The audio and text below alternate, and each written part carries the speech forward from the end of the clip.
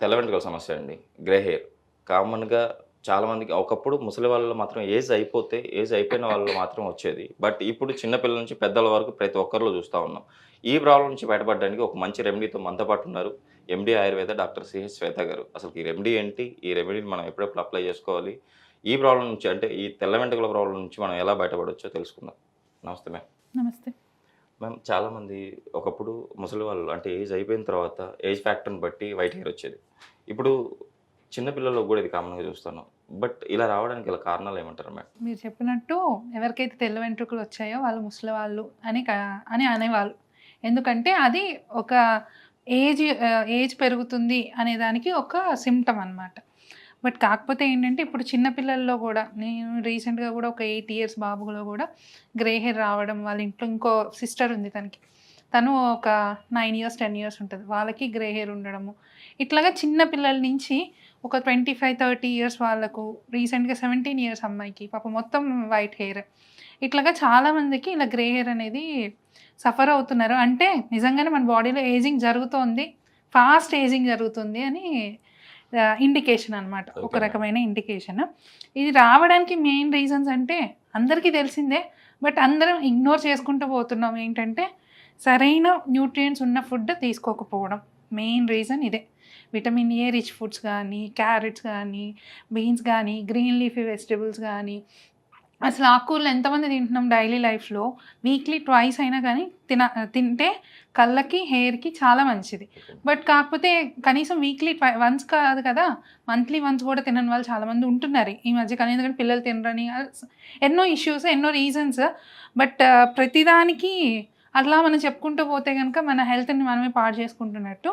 So కాబట్టి అలా at the same time ఇది ఫుడ్ పరంగా, అట్ ద సేమ్ టైం ఎక్కువసేపు మొబైల్ చూడడం కానీ, ఎక్కువ రేస్ అబ్జర్వ్ అవ్వడం కానీ, నెక్స్ట్ ఎలాగ నైట్ టైమ్స్ ఎక్కువసేపు మేల్కొని ఉండడం, పొద్దున్నే లేట్గా రాయడం, ఇలాంటి అన్ని ఇష్యూస్ వల్ల మన బాడీలో డిస్టర్బెన్స్ జరిగి, ఆ కెమికల్ డిస్టర్బెన్స్ ఏదైతే ఉందో జరిగి, ఆ మెలానిన్ ప్రొడక్షన్, పిగ్మెంట్ ప్రొడక్షన్ ఏదైతే ఉందో అది తగ్గుతుంది అనమాట. అట్ ద సేమ్ టైం ఇంకా మనం చేసుకునేవి ఏంటంటే హార్ష్ కెమికల్స్ ఉన్న కండిషనర్స్ కానీ, షాంపూస్ కానీ యూస్ చేయడము, అండ్ రెగ్యులర్గా హీటింగ్ కర్ల్స్ రావడం కోసమని అలానే ఇలానే ఎక్కువ హీట్ అప్లై చేయడం, అలాంటి దాని వల్ల కూడా ఏదైతే ఆ టిష్యూకి ఉండే ప్రొటెక్టివ్ హెయిర్కి ఉండే ప్రొటెక్టివ్ లేయర్ ఏదో ఉందో అది డ్యామేజ్ అవుతుంది. దానివల్ల గ్రేయింగ్ అనేది ఎర్లీగానే చాలా మందిలో చూస్తున్నాం. ఈరోజు మనం మన ప్రేక్షకుల కోసం ఎలాంటి హోమ్ రెమెడీ చెప్పబోతున్నారు? ఇది సింపుల్ అండ్ ఈజీ రెమెడీ. కంటిన్యూస్గా యూస్ చేస్తే కనుక డెఫినెట్గా చేంజ్ చూడొచ్చు. ఇది ఏంటి అంటే నీలిమందు అంటాం కదా, నీలిమందు చెట్టు ఆకు యొక్క పౌడర్, ఎట్లా and at the same time మెంతులు పౌడర్ అండ్ ఆమ్లా, ఈ రెండు మెయిన్ డ్రగ్స్ అండి. నీలి అండ్ ఆమ్లా కావాల్సిన సి విటమిన్ ఎక్స్టర్నల్గా అదేంటి ఎంతైతే ఉపయోగపడుతుంది, ఎక్స్టర్నల్గా న్యూట్రియంట్ సప్లిమెంట్ ఇస్తుంది. సో కాబట్టి ఆమ్లా. అండ్ ఇంకోటి నేను చెప్పేది ఏంటంటే దీంతో పాటు ఇంటర్నల్ కరెక్షన్ కూడా కంపల్సరీ అవసరం. ఆయుర్వేదిక్లో ఆ పరంగా చాలా మెడిసిన్స్ ఉన్నాయి, రసాయన మెడిసిన్స్. ఏంటంటే ఏజింగ్ ప్రాసెస్ని తగ్గించి అండ్ ఫాస్ట్గా ఒక 2x స్పీడ్లో మనం బటన్ నొక్కుతుంటాం కదా టీవీలో, 2x స్పీడ్ 4x స్పీడ్ అని, ఆ స్పీడ్లో వెళ్ళే ఏజింగ్ని వెనక్కి తీసుకొచ్చి స్టాప్ చేసి మంచిగా గ్రోత్, సెల్ టిష్యూ గ్రోత్కి హెల్ప్ఫుల్ చేసే మెడిసిన్స్ చాలా ఉన్నాయి. ఇంటర్నల్ కరెక్షన్ కూడా కొన్ని కండిషన్స్లో అవసరం.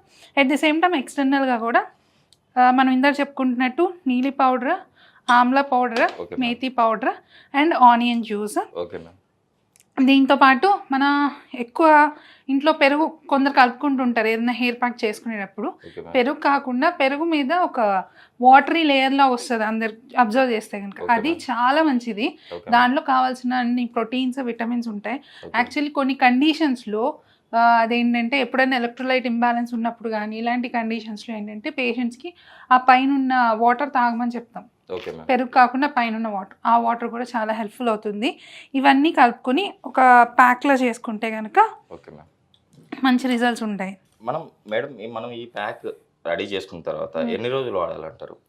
ఇది రెగ్యులర్గా ఒక 1 మంత్ కనుక వీక్లీ ట్వైస్ వేసుకుని యూస్ చేస్తే కనుక మంచి రిజల్ట్స్ కనిపిస్తాయండి. నిదానంగా చేంజ్ అవ్వటం కనిపిస్తుంది. నేను ఇందాక చెప్పినట్టు ఎవరైతే హీటింగ్ ప్రొసీజర్స్, స్టైలింగ్ ప్రొసీజర్స్ వాళ్ళు వాడతారో మ్యామ్.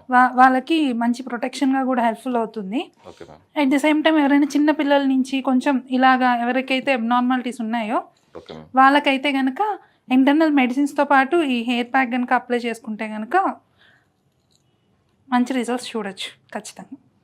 అండ్ ఏంటంటే కొన్ని యాంటీ గ్రేయింగ్ ఆయిల్స్ అని ఉంటాయి ఆయుర్వేదిక్లో ఎక్స్ప్లెయిన్ చేసినవి. వాటిల్లో ఏంటంటే ఇంకా మనము తామర పూలు తెలిసి ఉంటుంది కదా, యా మ్యామ్. దాని ఆకులు కూడా దాంట్లో మిక్స్ చేసి ఆయిల్లో మిక్స్ చేసి ఇస్తుంటాము. బట్ కాకపోతే అందరికీ అది అవైలబిలిటీలో ఉండదు. సో కాబట్టి అవైలబిలిటీలో ఉన్న వాటిని, సో అందుకే హోమ్ రెమెడీ అన్నాము, అవైలబిలిటీలో ఉన్న వాటితో మనం చేసుకోవచ్చు.